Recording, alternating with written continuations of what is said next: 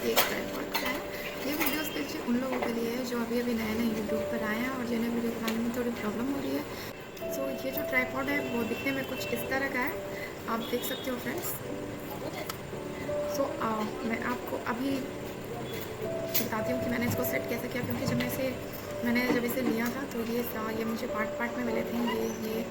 सो और मैंने इसे अमेज़न से लिया है, वहाँ पे ये मुझे 449 रुपीज़ का ये पड़ा है और 2 से 3 दिन में मेरे पास आ भी गया था। सो मैं इससे बहुत ज़्यादा खुश हूँ। तो चलते हैं वीडियो में, देखते हैं कि मैंने ट्राइपॉड के पार्ट्स को कैसे सेट किया। सो ये है मेरा ट्राइपॉड जो अमेज़न से आया है। ये कुछ इस तरह के पैकेट में है। पहले तो कार्डबोर्ड के कार्टून में पैक था, उसके बाद ये ब्लैक कलर का छोटा सा झोला टाइप का है, फिर उसके अंदर प्लास्टिक से भी रैप किया हुआ था। और ये हैं उसके पार्ट्स, और ये माइक है, ये नट बोल्ट सब सेट करने के लिए है। ये जो साइड में मैं ओपन कर रही हूँ ये सिर्फ ढीला करने के लिए है। इसको ढीला करने से ये जो एक स्टैंड निकला इसमें से एक स्टिक, वो और लंबा हो जाता है थोड़ा। उसके बाद मैं इसे सेट कर रही हूँ।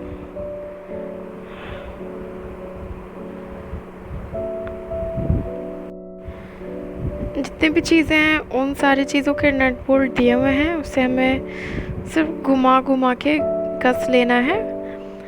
और क्योंकि हमें इसे बार बार मूव करना होगा इधर उधर, तो हम चीज़ों को ढीला ही रखेंगे। और फिर ये स्टिक के नीचे जो सबसे मोटा वाला स्टिक है उसके पास 3 क्लिप दिए हुए हैं जो लॉक क्लिप हैं।